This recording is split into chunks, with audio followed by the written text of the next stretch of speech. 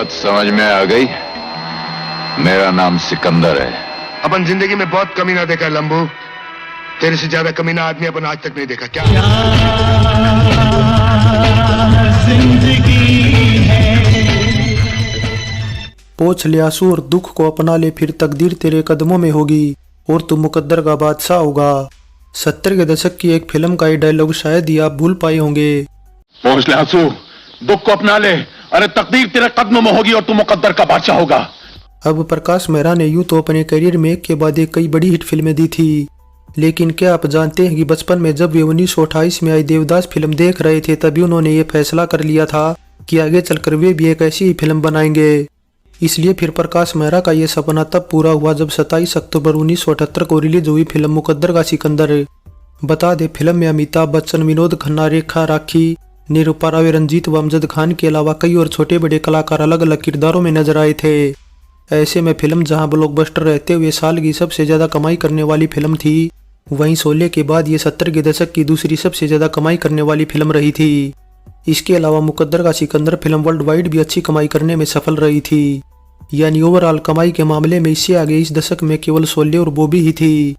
वैसे अनुमान है कि इसकी कुल 9 करोड़ 20 लाख टिकट बेची गई थी और ये फिल्म इतनी बड़ी हिट थी कि लोग टिकट खरीदने के लिए सिनेमाघरों के बाहर कई कई घंटों तक लाइनों में खड़े रहे थे और कई बार तो ऐसा भी होता था कि लोग रात भर सिनेमाघरों के बाहर भी सो जाते थे।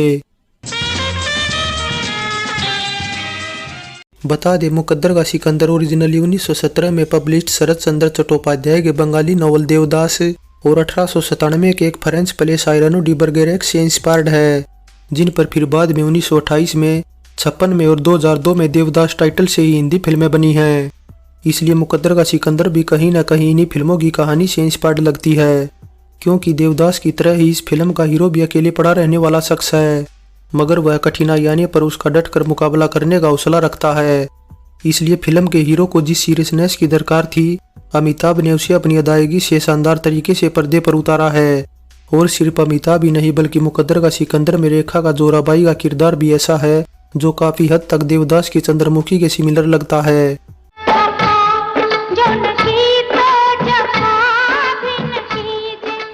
वैसे अगर देखा जाए तो फिर मुकद्दर का सिकंदर एक डीप लव स्टोरी है, जहां इसका हर मेन किरदार किसी ऐसे इंसान के प्यार में पागल है जो उससे प्यार नहीं करता, क्योंकि दरअसल अमिताभ को जहां राखी से प्यार है तो राखी को विनोद खन्ना से, वही अमजद खान को रेखा से प्यार है तो रेखा को अमिताभ से प्यार है। प्यार से प्यार करो, ये उम्र प्यार की है।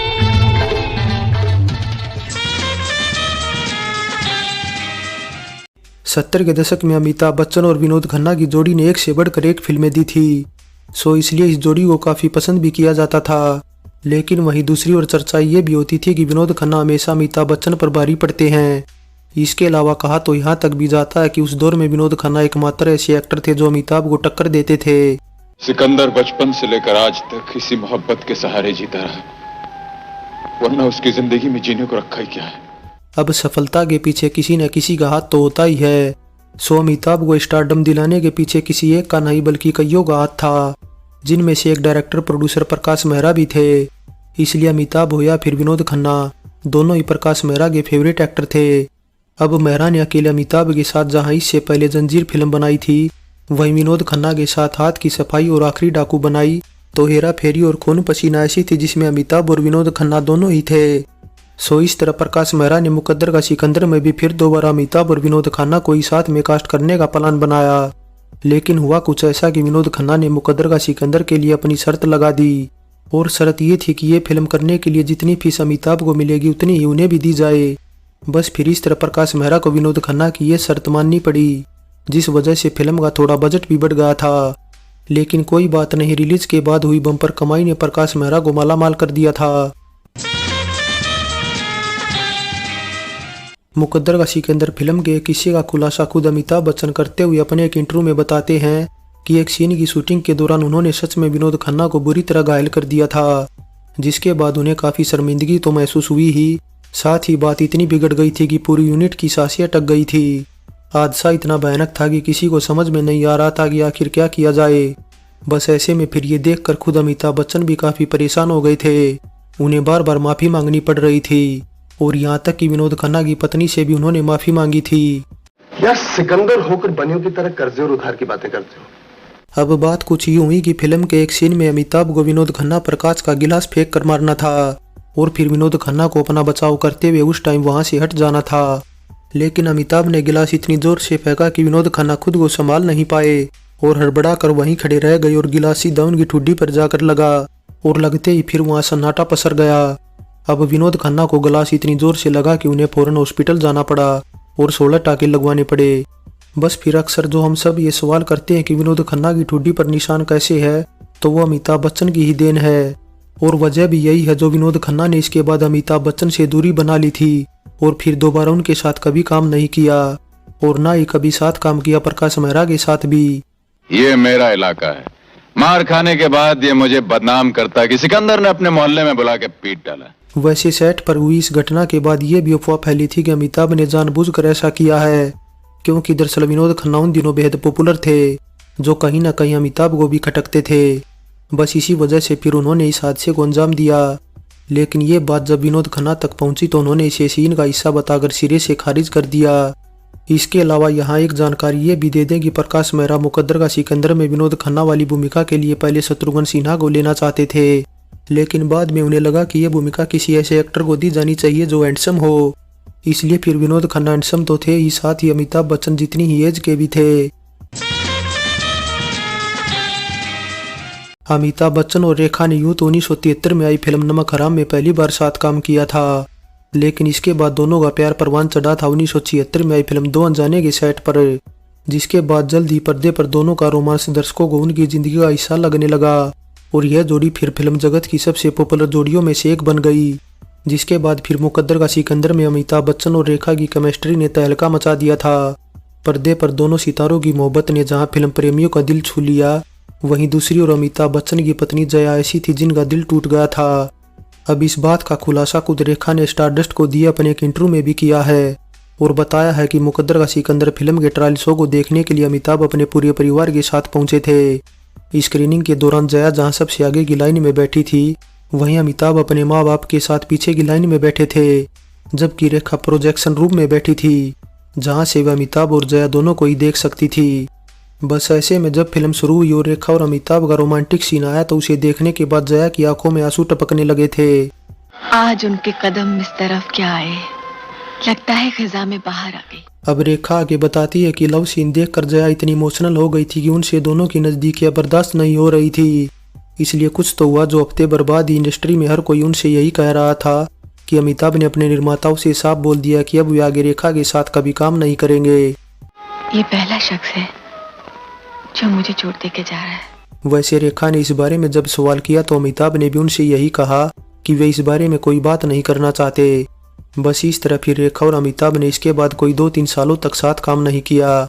हालांकि इन बीच के सालों में दोनों की साथ में सुहाग, मिस्टर नटवरलाल और राम बलराम जैसी फिल्में जरूर रिलीज हुई थी, क्योंकि ये काफ़ी पहले बननी शुरू हुई थी। इसलिए मुकद्दर और सिकंदर के बाद अमिताभ और रेखा ने जो फिल्म साथ में साइन की वो यश चोपड़ा की 1981 में आई सिलसिला थी, जिसमें दोनों के साथ खुद जया भी थी। मीडिया रिपोर्ट्स की माने तो मुकद्दर का सिकंदर फिल्म का मुहूर्त शॉट 1 मई 1976 को लिया गया था और जब फिल्म की शूटिंग स्टार्ट हुई तो रेखा उन दिनों देश से बाहर विदेश में किसी काम में बिजी थी। ऐसे में उनके सीन को शूट करने के लिए प्रकाश मेहरा को काफ़ी लंबा इंतजार करना पड़ रहा था और जब इंतजार की हद हो गई तो उन्होंने रेखा की जगह रीना रॉय को अप्रोच कर लिया। अब रीना रॉय भी फिल्म करने को लेकर काफ़ी एक्साइटेड थी, लेकिन जब ये बात किसी तरह रेखा के कानों तक जा पहुंची कि प्रकाश मेहरा उन्हें रिप्लेस कर रहे हैं तो रेखा ये बात जानकर एकदम से सकपका गई और सारा काम छोड़कर विदेश से भाग आई। वह फौरन ही अपने सीन की शूटिंग करने में लग गई। कौन बनेगा करोड़पति के दौरान अमिताभ बच्चन मुकद्दर का सिकंदर फिल्म से जुड़ा एक किस्सा शेयर करते हुए बताते हैं कि वे शूटिंग के दौरान बाइक चलाने से बहुत डर रहे थे, लेकिन फिर जैसे तैसे उन्होंने सीन कंप्लीट किया। इसके बाद अमिताभ आगे बताते हैं कि हम लोग सब कलाकार हैं और एक बार जब कैमरा चल पड़ता है तो हमें फिर अपनी कला का प्रदर्शन करना ही पड़ता है और ये भी दिखाना पड़ता है कि हमें अच्छी तरह से बाइक चलाना भी आता है, चाहे फिर बेशक हमारी हालत नाजुक ही क्यों ना हो। वैसे अमिताभ को इस फिल्म में गाना गाते टाइम बाइक चलानी थी और हाथ छोड़कर भी बाइक चलाना था। हालांकि हाथ छोड़कर बाइक चलाने के लिए किसी ने बोला नहीं था, लेकिन उन्होंने सिर्फ मस्ती में ही हाथ छोड़ दिए थे। मुकद्दर का सिकंदर फिल्म का एक सीन जिसमें अमिताभ और साथी रे गाना गाने से पहले स्टेज पर भाषण देते हैं उसे कादर खान ने लिखा था और खबरों की माने तो ये डायलॉग खुद कादर खान की निजी जिंदगी पर आधारित था। इसलिए जब कादर इस डायलॉग को लिख रहे थे तो ये 16 पन्नों का हो गया था। जब होश संभाला तो न मां की गोद थी न बाप का साया था। बस ऐसे में फिर प्रकाश मेहरा ने इसे सुना और अमिताभ बच्चन ने 16 पन्ने देखे तो उन्होंने करने से इनकार कर दिया, क्योंकि अमिताभ को लगा कि ये बहुत लंबा है और ऐसा कोई तरीका नहीं जिससे वे पूरे डायलॉग को याद कर सके और बोल सके। इसलिए प्रकाश मेहरा भी अमिताभ की इस बात से सहमत थे।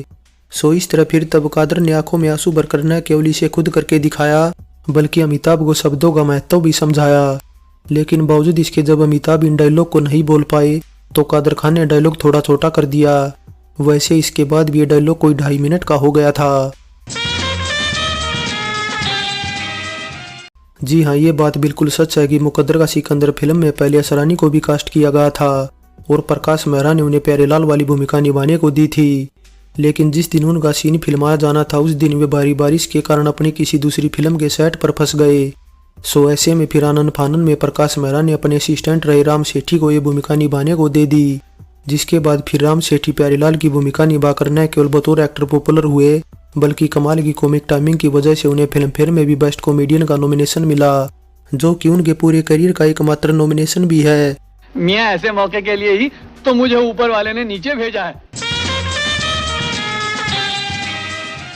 मीडिया रिपोर्ट्स की माने तो मुकद्दर का सिकंदर फिल्म के लिए मुंबई के जिस स्टूडियो में सेट लगाया गया था वो शूटिंग खत्म होते ही अचानक से एक जोरदार धमाके से ढह गया।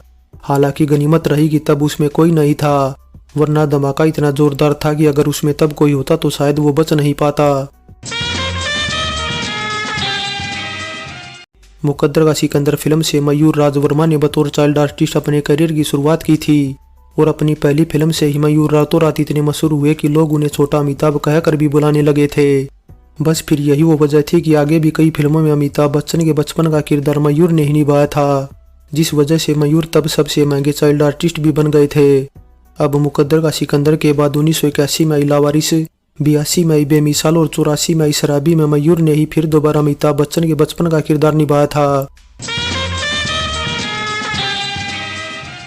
पुराने दौर में हर मेकर्स का अपना फेवरेट संगीतकार होता था, इसलिए प्रकाश मेहरा के फेवरेट संगीतकार थे कल्याण आनंद जी, जिन्होंने प्रकाश मेहरा की बतौर डायरेक्टर 1968 में आई पहली फिल्म हसीना मान जाएगी में भी संगीत दिया था।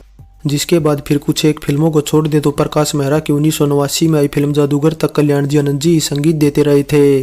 इसलिए इस जोड़ी के साथ प्रकाश मेहरा की दोस्ती इतनी गहरी थी कि फिल्म बनने के बाद रिलीज से पहले प्रकाश मेहरा हमेशा ही आनंद जी को फिल्म दिखाते थे और कुछ इसलिए भी दिखाते थे क्योंकि आनंद जी को एडिटिंग का भी ज्ञान था, इसलिए फिर उनके सुझाव अक्सर ही प्रकाश मेहरा को पसंद आते थे। वैसे प्रकाश मेहरा के अलावा फिरोज खान भी ऐसे थे जो कि रिलीज से पहले अपनी फिल्म को आनंद जी को दिखाना पसंद करते थे।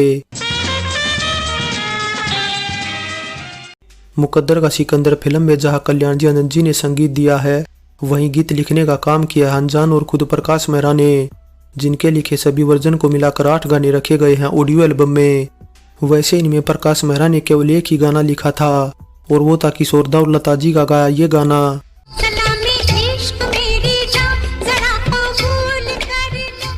अब इस फिल्म का गीत संगीत सुपरहिट था और मोस्टली गाने खूब पसंद किए जाते रहे हैं, लेकिन फिर भी इनमें सबसे ज्यादा जो पसंद किए गए थे वो थे ओ साथी रे, टाइटल गाना मुकद्दर का सिकंदर, सलाम इश्क प्यार जिंदगी है और दिल तो दिल है। ओ साथी रे तेरे बिना भी क्या जीना, दिल तो है दिल, दिल का एतबार क्या कीजिए। मुकद्दर का सिकंदर फिल्म को मिली जबरदस्त कामयाबी को देखते हुए इसका तेलुगु में 1980 में प्रेरणा तरंगालू टाइटल से रीमेक बनाया गया, वहीं तमिल में भी इसका 1981 में अमरा काव्यम टाइटल से रीमेक बनाया गया था। साल की सबसे कमाऊ फिल्म होने के चलते सभी को लग रहा था कि मुकद्दर का सिकंदर 26 में फिल्म फेयर में भी कमाल दिखाएगी। फिल्म को मैं तुलसी तेरे आंगनकी के साथ 9 नॉमिनेशन भी मिले थे, लेकिन मैं तुलसी तेरे आंगनकी ने जहां 3 अवार्ड अपने नाम किए, वहीं मुकद्दर का सिकंदर एक भी अवार्ड नहीं जीत सकी, जिस वजह से फिर सिने प्रेमियों को ये काफी बुरा भी लगा था।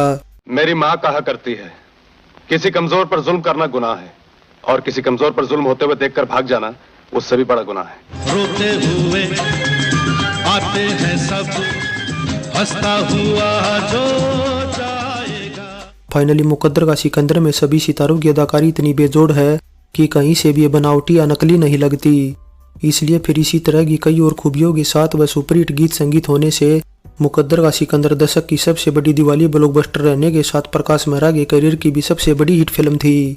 सो मुकद्दर का सिकंदर फिल्म पर हमारी ये पेशकश कैसी लगी नीचे कमेंट कर बताएं। अच्छी लगी है तो लाइक करें और चैनल को सब्सक्राइब करें। सो चलते हैं, फिर मिलेंगे एक और नई वीडियो के साथ।